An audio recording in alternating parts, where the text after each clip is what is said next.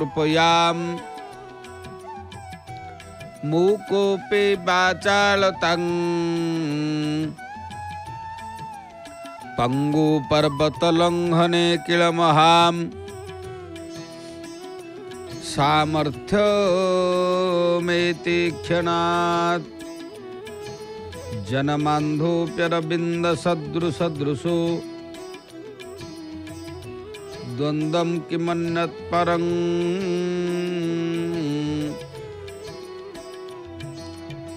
वन्दे चक्रधरं प्रसन्नवदनं भक्तस्य चिंतामणि। भगवान श्री श्री जगन्नाथादि चतुर्धामूर्तिंकर अभयचरणारविंदरे अनंत कोटि प्रणाम। सर्वादौ जय जगन्नाथ टीवीर दर्शक बंधु आपण मानकर विशेष भाव प्रातः काल जो आपण माने महाप्रभुंकर श्रीक्षेत्र दर्शन करुछंती समस्त दर्शक बंधु मानक मध्य सदा सम्मान प्रणाम। श्रीक्षेत्र अपूर्व परिक्रमा मार्ग आपण माने एबे भी मध्य देखुछंती विभिन्न स्थान पावन पवित्र पुरुषोत्तम क्षेत्र को पद्मनाभ स्वागत करुची। भगवान श्री जगन्नाथ महाप्रभुंकर ये क्षेत्र विशेष भाव महान क्षेत्र जो क्षेत्र रे प्रत्येक मुहूर्त देवता माने महाप्रभुंकर दर्शन करने पाई लीला देखिवा पाई इच्छा प्रकाश करती। से पुरुषोत्तम क्षेत्र आज मध्य प्रातः काल मंगल आलती परे प्रभु पतित पावनकर नित्य अवकाश ही बेश हेलानी। विविध प्रकार पुष्पर महाप्रभु मंडित होचंती। आपण माने दूर दूरांतर रही प्रभु पतित पावनकर भव्य वेश दर्शन करुछंती। भगवान श्री जगन्नाथ महाप्रभु कालिया शांते जहाँकर पावन क्षेत्र रे निश्चित भाव जे कौनसी व्यक्ति महाप्रभु को दर्शन करे तार कल्याण होता है। जगन्नाथ महाप्रभु भगवान कर पावन क्षेत्र निश्चित भाव महान क्षेत्र एते संदेह नहीं।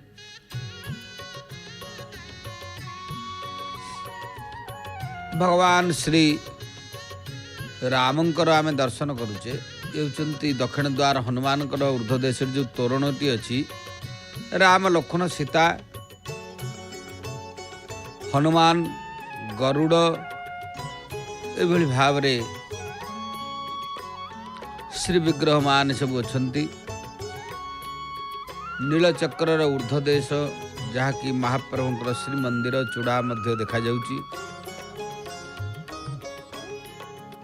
जगन्नाथ महाप्रभुंकर भक्त मान दर्शन करने पाई दूर दूरांतर आसी मध्य परिक्रमा मार्ग दर्शन करते। आज शनिवार भगवान हनुमान को दर्शन कले मध्य कल्याण होता है। मनोजव मामृततुल्य वेगम जितेन्द्रियं बुद्धिमतां वरिष्ठं वातात्मजं वानरयूथ मुख्यम श्रीरामदूतं शरणं प्रपद्ये। से होचंती श्रीरामदूत जहाँकर पावन पवित्र पुरुषोत्तम क्षेत्र रे भव्य दर्शन आम करुचे। दक्षिण द्वार हनुमान विशेष भाव भगवान दक्षिण द्वार हनुमान जहाँकर सानिध्य लाभ कले निश्चित भाव में आमर कल्याण हम से भगवान सानिध्य लाभ करवा हनुमान दर्शन एवं पतित पावन दर्शन आम एककालीन एवं करुचे दूर दूरांतर रही आपण मान भगवान से हनुमान भव्य रूप को दर्शन करुछंती प्रातः काल रे प्रभुंकर दर्शन करी समर्पित भाव रे प्रणाम टिए कले निश्चित आमर कल्याण हम दिनटी मध्य मंगलमय हुए। भगवान आज आम मध्य शिव पुराण कथा सुनिबा कारण शिव पुराण आलोचना करवा सदाचार महिमा विषय रे शिव पुराण आचारम प्रभवो धर्म धर्मस्य प्रभुरच्युत कारण आचार विचार होची सबुठारु श्रेष्ठ तेणु सेथिपाई कह जाइछि जे आचार प्रभवो धर्म आचार जदि आम ठीक रखिबा ताले धर्म हमको निश्चित भाव रे सहायक हेबे। धर्म धारणा ए जगत धर्म रे प्राणी आतजात धर्म को धारणा करी जगत रे जदि आमे बंचिबा तेबे निश्चित धर्म मध्य हमको रक्षा करिवे। ए होचंती विशेष भाव रे धर्मशास्त्र कथा सेथिपाई कह जाइछि जे आचार प्रभवो धर्म धर्मस्य प्रभुरच्युत। भगवान श्री श्री जगन्नाथ महाप्रभु पावन पवित्र पुरुषोत्तम क्षेत्र शिव पुराण जहाँकि चतुर्मास्या व्रत मध्य शिव पुराण सुनिले आमर कल्याण हम निश्चित भाव रे मोक्षदायक पुण्य क्षेत्र मानकर वर्णना शिव पुराण रे सब रही। काल विशेष विभिन्न नदी मानक जल रे स्नान करिवार उत्तम फल तीर्थ क्षेत्र रे पाप दूरे रहिबा को किभली भाव रे ए कथा सब मध्य शिव पुराण रे अछंती। तेबे सुत महामुनि कहउचंती बुद्धिमान महर्षिगण कारण सौनकंकु एवं अन्य मुनिमान को कहउचंती मोक्षदायक शिव क्षेत्र रे वर्णना शुण यापर मु लोक रक्षण पाई शिव संबंधी आगम विषय रे वर्णना करी। पर्वत वन कानन समेत यही पृथ्वी रे विस्तार होची 50 कोटी योजन कारण पूर्व कालरू आमर जेते सबू स्थान गुड़िक जहाँकि होचंती भगवान प्रत्येक स्थान जगन्नाथ महाप्रभु जो भाव में पुरुषोत्तम क्षेत्र में आम 5 योजन मायतम 10 योजन विस्तीर्णम स्कंद पुराण रे अच्छी से भाव में शिव पुराण रे कह जाइछंती ए पृथ्वीर आयतन जहाँकि पृथ्वीर विस्तार होची 50 कोटी योजन 50 कोटी योजन होची पृथ्वीर आयतन यार विस्तार। भगवान शिवं को आज्ञा रे पृथ्वी समस्त जगत को धारण करिसेंती। भगवान शिव भूतल रे विभिन्न स्थान रे सेठाकार निवासी को कृपापूर्वक मोक्ष देवा पाई शिव क्षेत्र सृष्टि करिसेंती। केतेक क्षेत्र को देवता एवं ऋषि माने अपना वासस्थान करी विशेष भाव रे अनुग्रहित करिसेंती। सेथिपाई से स्थान रे तीर्थत्व प्रकट हो जाइछि कारण विभिन्न स्थान सब तीर्थ स्थान आमर भारत वर्ष रे अछि। तीर्थ स्थान स्वतंत्र भाव रे एबे आमे महाप्रभु श्री जगन्नाथंकर दक्षिण द्वार देखुचे। जो दक्षिण द्वार विशेष भाव रे प्रभु शंकर भगवान कथा आलोचना करने सहित दक्षिण द्वार रे पनीपरिया विभिन्न टली सब देखा जाउची श्रीमंदिर को पनीपरिया हांडी कुड़िया जहाँ होचंती डाली चाउल ठारू आरंभ करी प्रत्येक जहाँ की पाक उपकरण रोष सामग्री विशेष भाव रे महाप्रभुंकर से रोषशाल को जाई थाए। तेणु से रोषशाल विशेष भाव रे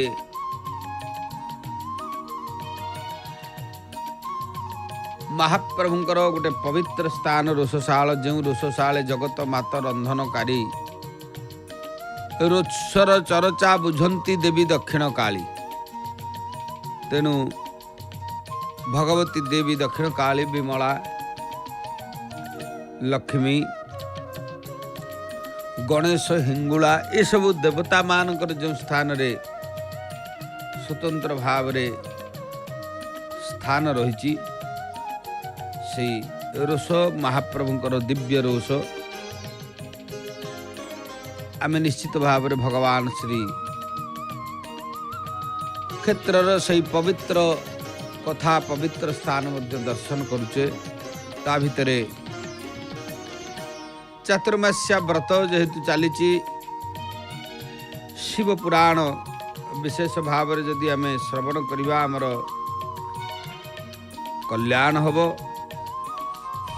विशेष आपण माने देखिबे आउ केतेक क्षेत्र जगतर रक्षण पाई स्वयं आपे आपे उद्भूत होइछन्ति। तीर्थ और क्षेत्र को गले मनुष्य सेठारे स्नान दान जप इत्यादि करवा उचित।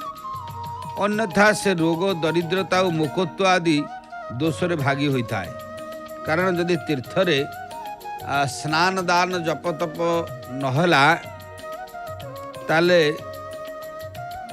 रोग दरिद्रता मुखत्व आदि दोषरे भागी होगा पड़े। तेणु जो तीर्थ को आमे जीवा से तीर्थरे निश्चित भाव रे आमर उचित कर्म किछि करिबा। जो मनुष्य भारत वर्ष भितरे मृत्युवरण करे से तार पुण्य बल रे ब्रह्मलोक रे वास करी पुण्य क्षय हेबा पर पुनः मनुष्य जन्म पाए। किंतु पापी मनुष्य पाप करी दुर्गति रे पड़े।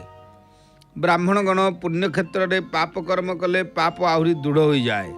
तेणु पुण्य क्षेत्र रे वास कला बेले सूक्ष्माति सूक्ष्म अथवा सामान्य भी पाप न करिबा उचित। कारण पुण्य क्षेत्र रे पाप हे कले ताहा बेसी क्षतिकारक होता है। सिंधु और शतद्रु सतलज नदी तटरे बहुत पुण्य क्षेत्र अच्छी। सरस्वती नदी परम पवित्र एवं 60 मुखयुक्त अर्थात ताहार 60 धारा रही। विद्वान लोके सही धारा मानक तटरे निवास कले सेमाने क्रमशः ब्रह्मपद को प्राप्त हुंती। हिमालय बाहरी थिबा पुण्य सलील गंगा 100 मुखयुक्त। ताहार तटरे काशी प्रयाग आदि अनेक पुण्य क्षेत्र अच्छी। मकर राशि को सूर्य गले सेठाकार गंगा तटवर्ती भूमि आहुरी अधिक प्रशस्त पुण्यदायक होता है। सोनभद्र नदीर 10टी धारा अच्छी। बृहस्पति मकर राशि को आसिले ताहा अत्यंत पवित्र अभीष्ट फलदायक होता है। सेतेबेले सेठारे स्नान उपवास कले विनायक पद प्राप्ति हुए। आपण माने देखिए अनेक स्थान रे सबु विभिन्न समय रे जहाँ की बहुत विभिन्न समय कथा ये विभिन्न समय रे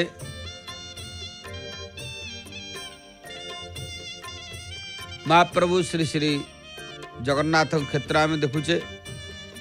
ये तो पुण्य क्षेत्र महान पुण्य क्षेत्र विशेष भाव रे एतत् व्यतीत प्रभु श्री जगन्नाथंकर मध्य आमे प्रत्येक द्वार कारण ये जहाँ कि पश्चिम द्वार ଅନେକ ଭକ୍ତମାନେ ମଧ୍ୟ ପ୍ରଭୁଙ୍କୁ ଦର୍ଶନ କରିବା ପାଇଁ ଦୂର ଦୂରାନ୍ତରୁ ଆସିଛନ୍ତି।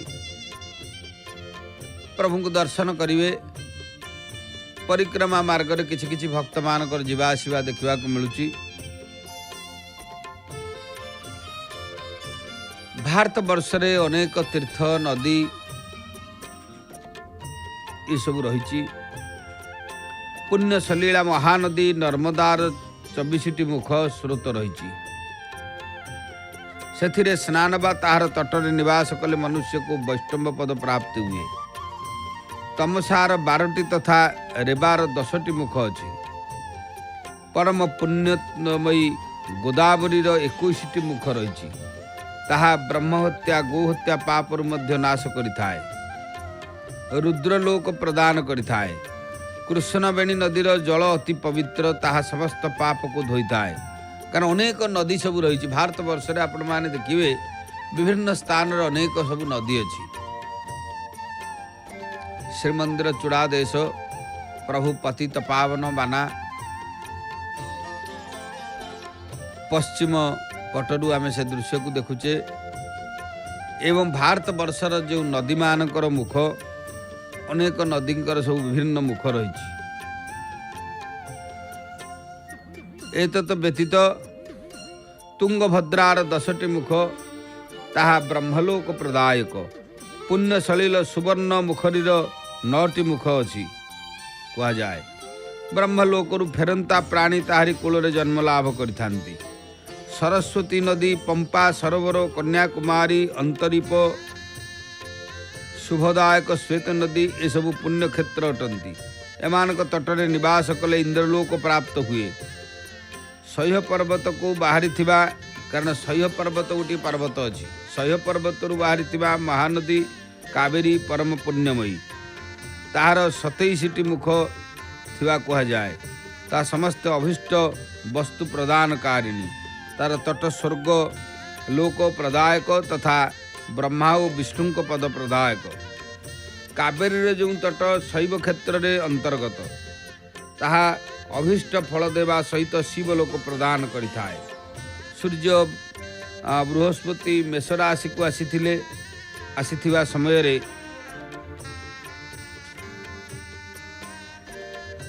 ନୈମିଷାରଣ୍ୟ ତଥା ବଦରିକାଶ୍ରମରେ ସ୍ନାନ କଲେ ସେହି ସ୍ନାନ ପୂଜନ ଆଦି ବ୍ରହ୍ମଲୋକ ପ୍ରଦାୟକ ହୁଏ। ସିଂହ ଓ କର୍କଟ ରାଶିକୁ ସୂର୍ଯ୍ୟ ଆସିଥିବା ବେଳେ ସିନ୍ଧୁ ନଦୀରେ କରାଯାଇଥିବା ସ୍ନାନ କେଦାର ତୀର୍ଥର ଜଳପାନ ଜ୍ଞାନଦାୟକ ବୋଲି ଧରାଯାଇଥାଏ। କାରଣ ବିଭିନ୍ନ ସ୍ଥାନମାନଙ୍କରେ ତିଥି ଅନୁସାରେ ଭଗବାନ ସୂର୍ଯ୍ୟନାରାୟଣଙ୍କ ଗତି ଅନୁସାରେ ମଧ୍ୟ ଅନେକ ତୀର୍ଥ ପଡ଼େ। ବୃହସ୍ପତି ସିଂହ ରାଶିରେ ଥିଲାବେଳେ ସିଂହ ସଂକ୍ରାନ୍ତି ଯୁକ୍ତ ଭାଦ୍ରବ ମାସରେ ଯଦି ଗୋଦାବରୀରେ ସ୍ନାନ କରାଯାଏ ତେବେ ତାହା ଶିବଲୋକ ପ୍ରାପ୍ତି କରାଇଥାଏ। ଏହା ପୂର୍ବ କାଳରେ ସ୍ୱୟଂ ଭଗବାନ ଶିବ କହିଥିଲେ। ସୂର୍ଯ୍ୟ ଓ ବୃହସ୍ପତି ଯିଏକି ରବି ଏବଂ ଗୁରୁ କନ୍ୟା ରାଶିରେ ଥିବାବେଳେ ଯମୁନା ଏବଂ ସୋନଭଦ୍ରାରେ ସ୍ନାନ କରିବା ଉଚିତ। ସେହି ସ୍ନାନ ଧର୍ମରାଜଙ୍କ ଗଣେଶଙ୍କର ଲୋକରେ ମହାନ ଭୋଗ ପ୍ରଦାନ କରିଥାଏ। ଏହା ମହର୍ଷିମାନଙ୍କର ଧାରଣା।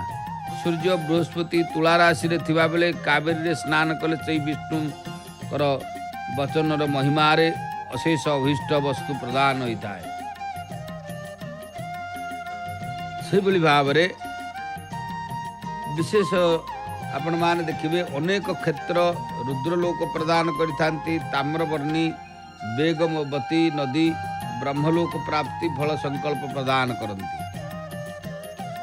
ତେଣୁ ଯେହେତୁ ଭାରତ ବର୍ଷରେ ପୁଣ୍ୟ ନଦୀମାନେ ଅଛନ୍ତି, ପ୍ରତ୍ୟେକ ନଦୀମାନଙ୍କର ମଧ୍ୟ ସ୍ୱତନ୍ତ୍ର ଭାବରେ ଯାହାକି ନଦ ନଦୀମାନେ ପ୍ରତ୍ୟେକ ସ୍ଥାନରେ ରହି ସେ ମଧ୍ୟ ପୁଣ୍ୟ ପ୍ରଦାନ କରନ୍ତି। ତେଣୁ ଭଗବାନ ଶ୍ରୀ ଶ୍ରୀ ଶିବଙ୍କର କୃପା ହେଲେ ବାସ୍ତବରେ ତୀର୍ଥ ଭ୍ରମଣ ହୁଏ। କାରଣ ତୀର୍ଥ ଭ୍ରମଣ କରିବା ପାଇଁ ଭଗବାନ ଶିବଙ୍କର କୃପା ଦରକାର। ବିଭିନ୍ନ ସ୍ଥାନ ରହିଛି ଭାରତ ବର୍ଷରେ ଯେଉଁଠିକି ଅନେକ ପ୍ରକାରର ଶିବଙ୍କର ଆମେ ଦର୍ଶନ ପାଇପାରିବା, ତୀର୍ଥ ନଦୀମାନଙ୍କର ଦର୍ଶନ ପାଇବା। ତେଣୁ अनेक आपण माने देखिबे जहाँकि भारत वर्ष रे 12 ज्योतिर्लिंग मध्य रही। 12 ज्योतिर्लिंग ये मध्य होउचंती स्वतंत्र, कारण अनेक शैव मंदिर थिले मध्य 12 ज्योतिर्लिंगर गोटे स्वतंत्रता रही। भगवान शिव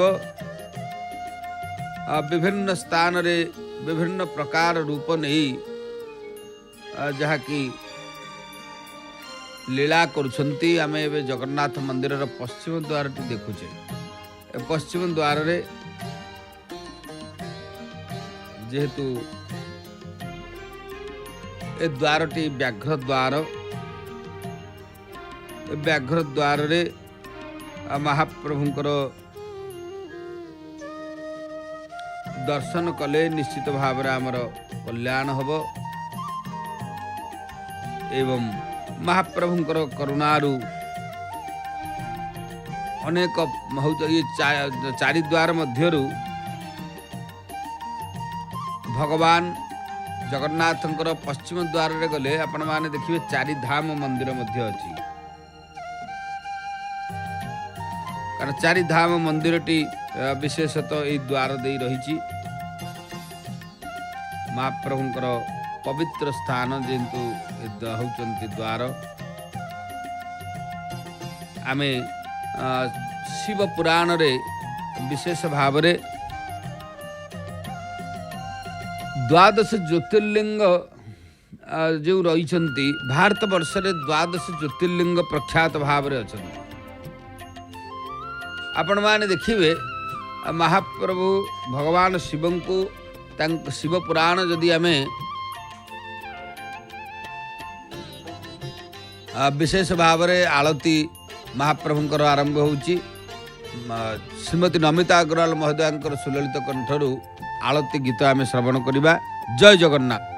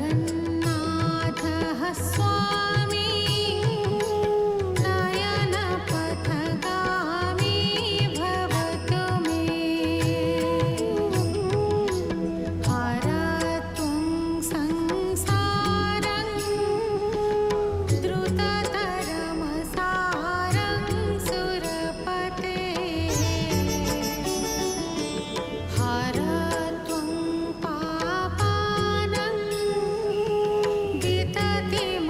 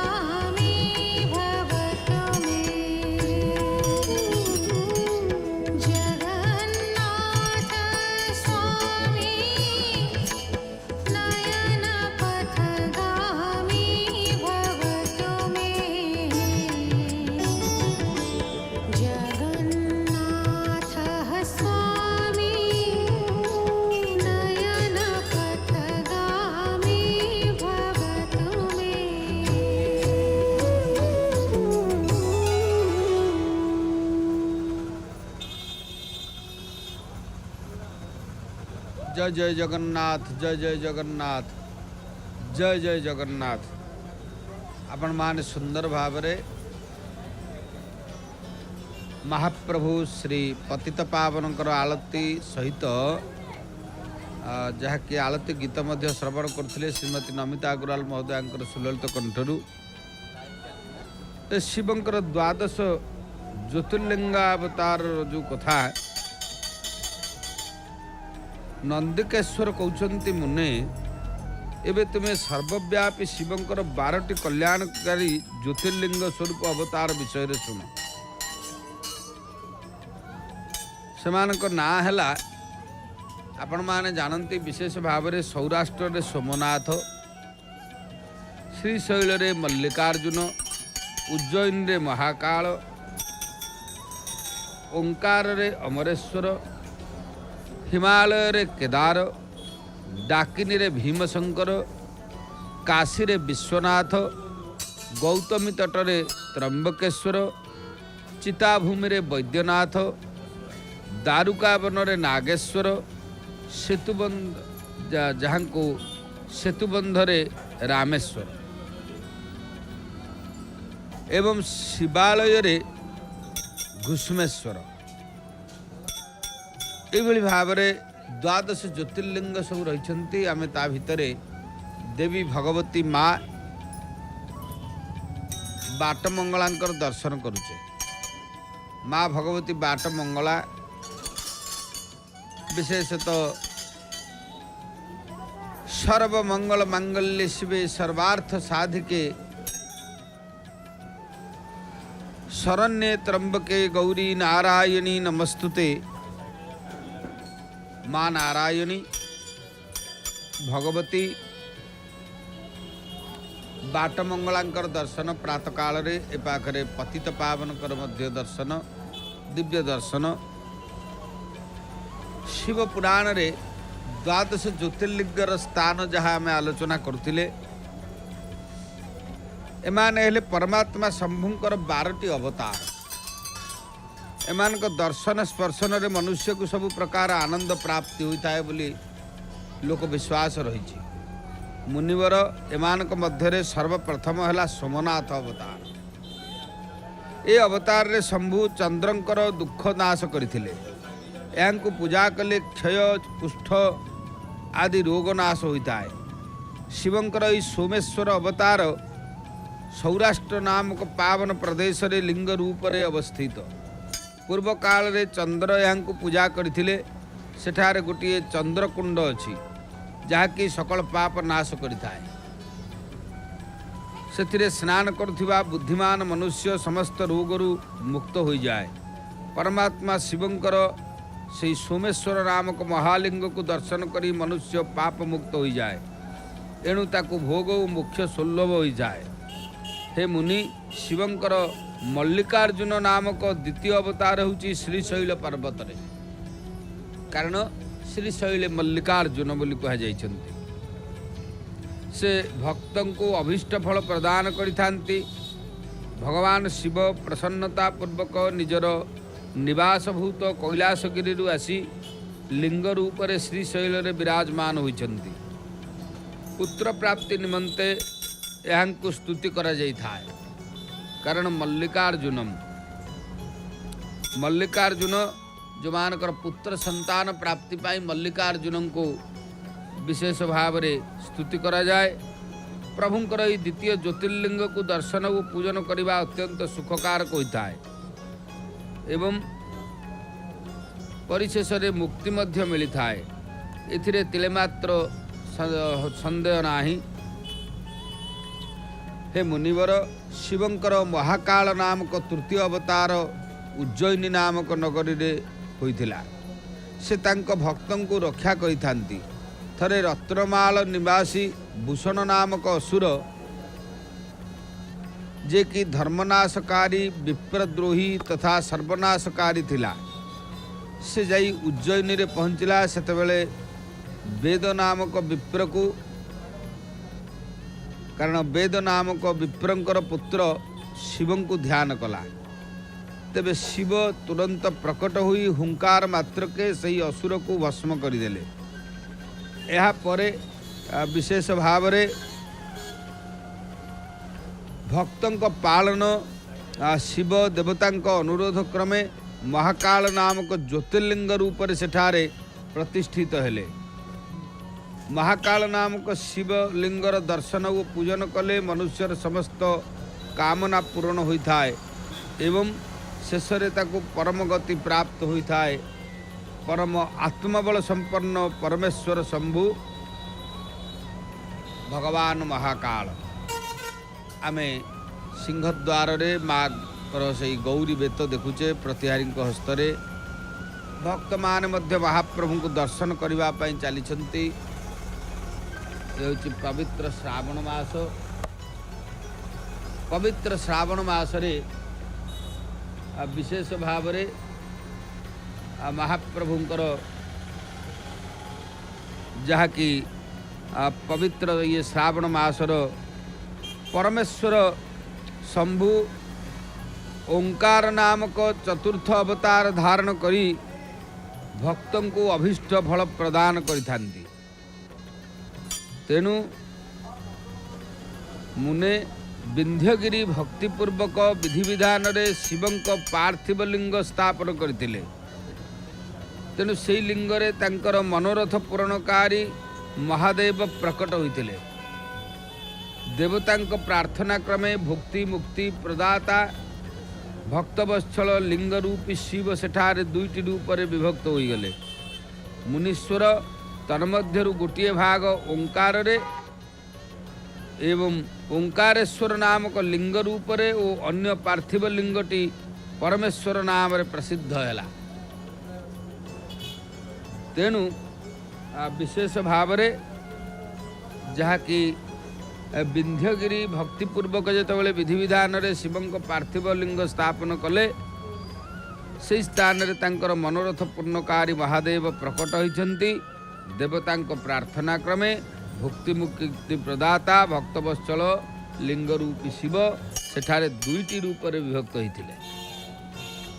तेणु मुनीश्वर तन्मध्यरु गोटे भाग ओंकारेश्वर एवं लिंग रूप रे अन्य पार्थिव लिंगटी परमेश्वर नाम रे प्रसिद्ध हैला। तेणु उभय मध्यरु जेकोसी लिंगर दर्शन पूजन कले भी भक्तंकर अभिलाष पूर्ण होता है। तेणु महामुने मु तुमको ये दुईटी महादिव्य ज्योतिर्लिंग विषय रे कहीदेली। परमात्मा शिवंकर पंचम अवतार नाम केदारेश। से केदार रे ज्योतिर्लिंग रूप अवस्थित होइछन्ति। श्रीहरिंकर अवतार नरनारायणकर प्रार्थना क्रमे शिव हिमगिरीर केदार शिखर रे अवस्थित होइतिले। से दुहे नित्य केदारेश्वर लिंग को पूजा करिथांती। सेठारे शंभु को दर्शन और पूजन करुथिबा भक्तों को प्रभु अभीष्ट फल प्रदान करिथांती। हे मुनि सर्वेश्वर होई मध्य शिव यही खंड विशेषर स्वामी शिवंकर यही अवतार समस्त अभीष्ट प्रदान करिथाए। महाप्रभु शंभुंकर षष्ठ अवतार नाम भीमशंकर। ये अवतार रे से बड़ बड़ लीला करथिले। भीमासुर को विनाश करथिले। कामरूप देशर अधिपति राजा सुदक्षिण शिवंकर भक्त थिले। तेणु भीमासुर तांको कष्ट देउथला। शिव तांको भक्त को दुख देउथिबा सही अभूत असुर को बद्ध करी तांको रक्षा कले। तापरे राजा सुदक्षिण को प्रार्थना अनुसार स्वयं शिव डाकिनी रे भीमशंकर नामक ज्योतिर्लिंग रूप रे विराजित हो गले। हे मुने विंध्येश्वर नामक सप्तम अवतार काशी रे होइथिला। से हेउछन्ति समस्त ब्रह्मांड स्वरूप तथा भोग मोक्षर प्रदाता स्वयं मुक्तिदाता सिद्धि स्वरूप भगवान शंकर निजर पुरी काशी रे ज्योतिर्लिंग रूप रे विराजित अछन्ति। आमे भगवान श्री श्री पतित पावनकर दर्शन सहित देवी भगवती माँ बाटमंगलांकर दर्शन करुचे। भगवान शिव कारण ये शिव पुराण रे जो द्वादश ज्योतिर्लिंगर कथा रही से कथा मध्य आमे आलोचना करुचे। भगवान शिव को मध्य आराधना करिबा। चलत कुंडल शुभ्र नेत्रं विशालं प्रसन्नाननं नीलकंठं दयालुं मृगाधीशचरमा वरं मुण्डमालं प्रियं शंकरं सर्वनाथं भजामि। जाहांकर कर्णरे कुंडल दयायमान, जहाँक नेत्र सुंदर विशाल, जहाँकर मुख प्रसन्न ओ कंठ नील अटे, जे बड़ दयालु व्याघ्र चर्म वस्त्र मुंडमाला परिधान करती, से सर्वाधीश्वर शिव को भजन कले निश्चित भाव रे आमर कल्याण हब। से भगवान शिव विशेष भाव रे महाप्रभु शिवंकर अपूर्व प्रकार द्वादश ज्योतिर्लिंग को दर्शन कले मध्य कल्याण प्रभु करिथांती। माँ बाटमंगला पाखरे अनेक होचंती पुष्प लगिलानी, बड़ा सुंदर सुंदर पुष्प सब आज माँ को लगी दृश्य आसुची। विभिन्न श्रद्धालु माने विभिन्न स्थान सब भक्त आनी मध्य देइथांती। विशेष भाव रे जहाँकि प्रत्येक दिन भली आज मध्य से जने संत बाबाजी सी मध्य किछि फूलमाला आनिकरी माँ को दौरान प्रत्येक दिन आनी देइथांती। जगन्नाथ महाप्रभु को दर्शन करबा पाई आसंती। एतत व्यतीत भगवानकर उद्देश्य रे किछि किछि मध्य एठारे आनी होचंती फूल मध्य प्रत्येक दिन देइथांती, माल भी देइथांती। तेणु से संत बाबाजी आमे देखू भगवान श्री श्री जगन्नाथ महाप्रभु को क्षेत्र को प्रत्येह माल किछि आसी थाए। एबे देवी माँ बाटमंगला जहाँकर से श्रीमस्तक ऊर्ध्वदेश गोटे सुंदर भाव रे जहाँकि से निर्माण करी आनिथिबा गोटे गभा भली रही एवं ताकू सुंदर भाव रे माँकर श्रीमस्तक ऊपर प्रत्येक दिन भी लगुची। तेणु से बाबाजी आनी प्रत्येक दिन देइथांती माँ को से फूलमाला मध्य लगी हुए। से पाखरे तांकर जो माने अछंती सेवक माने माँ को अति उत्तम भाव रे पुष्पमाल सब लगी करुछंती, से दृश्य मध्य आसुची। तेणु भगवती माँ बाटमंगलांकर दर्शन एवं पतित पावनकर दर्शन निश्चित भाव रे आमर कल्याणदायक। तेबे आमे विंध्येश्वर नामक सप्तम अवतार भगवानकर काशी रे होइथिला। से होचंती समस्त ब्रह्मांडर तथा भोग मोक्षर प्रदाता प्रभु मुक्तिदाता सिद्धि स्वरूप भगवान शंकर निजर पुरी काशी रे ज्योतिर्लिंग रूप विराजित अछंती। विष्णु आदि देवतागण कैलाशपति शिव भैरव नित्य तांकर पूजा करती। से काशी विश्वनाथंकर भक्त और नित्य तांकर नाम जपंती। सेमाने कर्मरु निर्लिप्त होई कैवल्य पदर भागी हुंती। चंद्रशेखर शिवंकर त्र्यंबक नामक अष्टम अवतार गौतम ऋषि प्रार्थना अनुसार गौतमी नदी तटरे होइथिला। तेणु गौतम मुनिंकर प्रार्थना क्रमे तांको प्रसन्न करबा निमंते शिव प्रेम पूर्वक ज्योतिर्लिंग रूप सेठारे अचल भाव अवस्थित हो गले। अहो जहाँकि महेश्वरंकर से लिंग को दर्शन और स्पर्श कले समस्त कामना पूर्ण हुए। तापरे मुक्ति मध्य मिली थाए। शिवंकर अनुग्रह रे शंकर प्रिया परम पावनी गंगा गौतमंकर प्रसन्नता निमंते सेठारे गौतमी नाम रे प्रवाहित हेले। तांकर नवम अवतार होचंती वैद्यनाथ नाम रे प्रसिद्ध। भगवान शिवंकर द्वादश ज्योतिर्लिंग मध्य नवम अवतारटी होचंती वैद्यनाथ। यही अवतार रे विचित्र लीला करिवारे प्रवीण शिव रावण निमंते आविर्भूत होइथिले। रावण द्वारा अणा जाइथिबा घटना को आधार करी महेश्वर ज्योतिर्लिंग रूप में चित्ता भूमि रे प्रतिष्ठित हो गले। से काल ठारू से त्रिलोक वैद्यनाथेश्वर नाम रे विख्यात हेले। भक्तिपूर्वक दर्शन पूजन करुथिबा भक्त को से भोग और मोक्ष प्रदान करती। तेणु जो माने वैद्यनाथेश्वर शिवं को महात्म्य को पढ़ती बा सुनती से भुक्ति और मुक्तिर भागी कर दियंती। तेणु भगवान से वैद्यनाथ को मध्य आमे प्रणाम करिबा। आउरी मध्य कहा जाइछि भगवान शिवं को टिके आराधना करिबा। तांकर दशम अवतार नागेश्वरावतार बोली कह जाए। भगवान शिव कौन सी न प्रचंडम प्रकृष्टम प्रगलभं परेश मखंडं भजे भानु कोटि प्रकाशम त्रयीशूल निर्मूलनं शूलपाणिं भजेऽहं भवानीं पतिं भावगम्यं।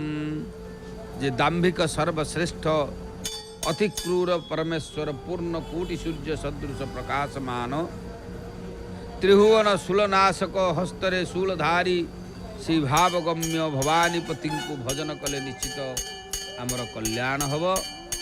तेणु निश्चित भाव भगवानकर से वैद्यनाथेश्वर जहाँ को होचंती दर्शन करी दशम अवतार प्रभुंकर होचंती नागेश्वरावतार।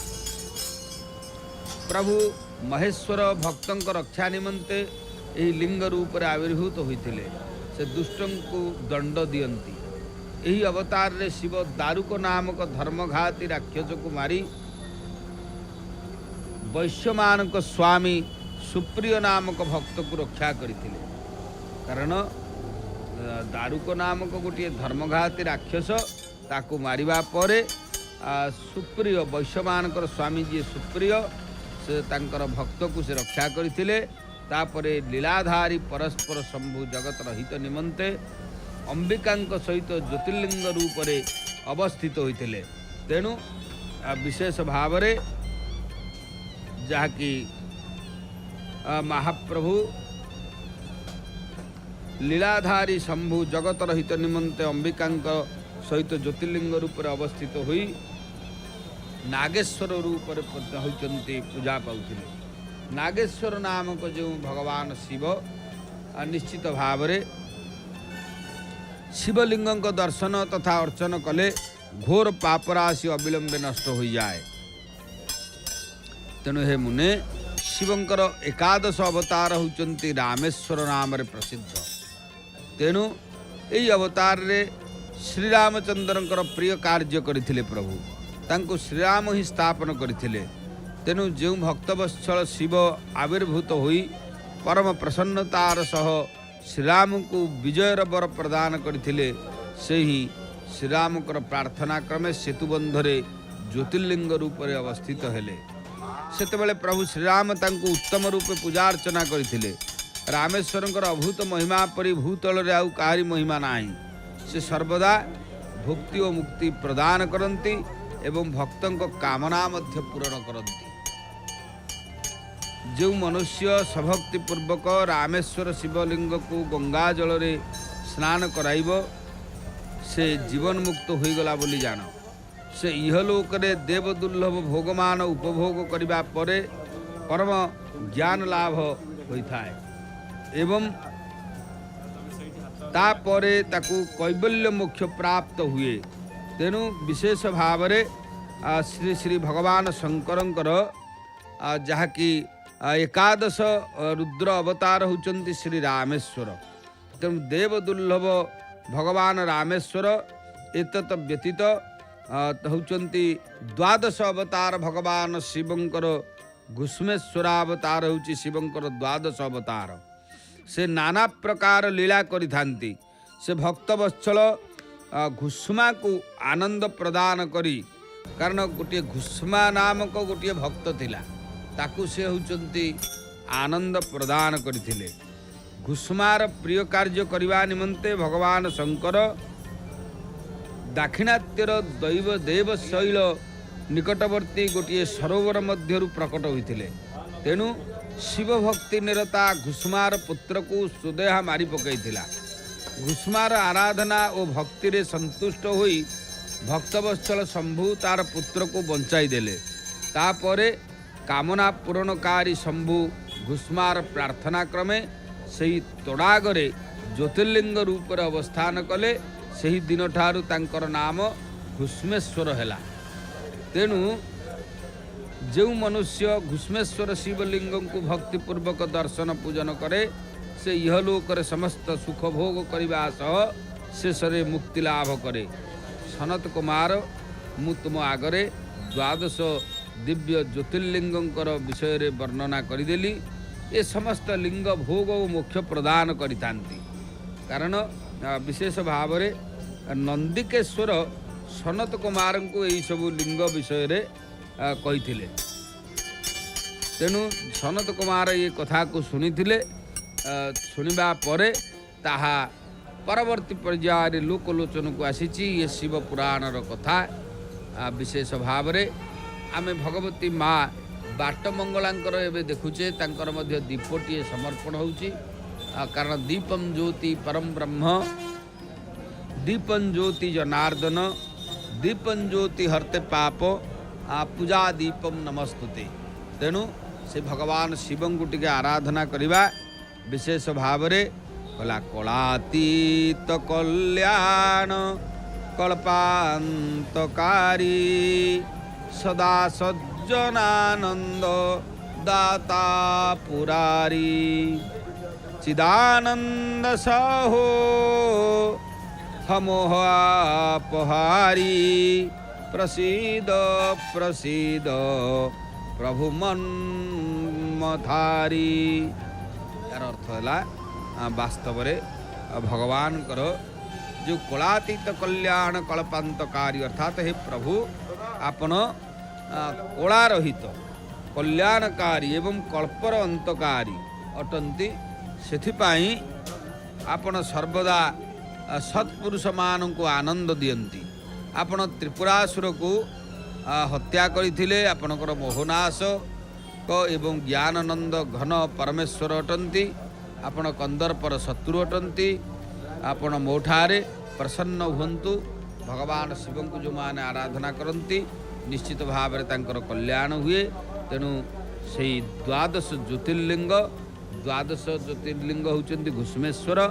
घुष्मेश्वर हेले द्वादश संख्या एवं आमे होचंती से मनुष्य जी की ज्योतिर्लिंगंकर ये प्रसंग को पढ़े अथवा सुने से समस्त पापर मुक्ति हो जाए एवं भोग मोक्ष लाभ करे।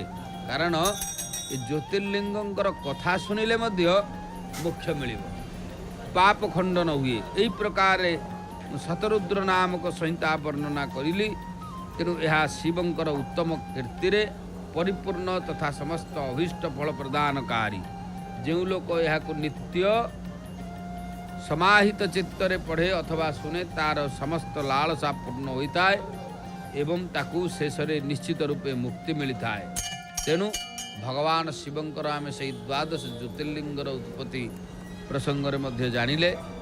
से पाखरे देवी भगवती माँ बाटमंगलांकर दर्शन करुचे। कारण ये जेहेतु चातुर्मास्या व्रत चली चतुर्मास्या व्रत काल रे भगवान शिवं को आराधना कले निश्चित भाव रे कल्याण हुए। तेणु भगवान शिव मंगलमय।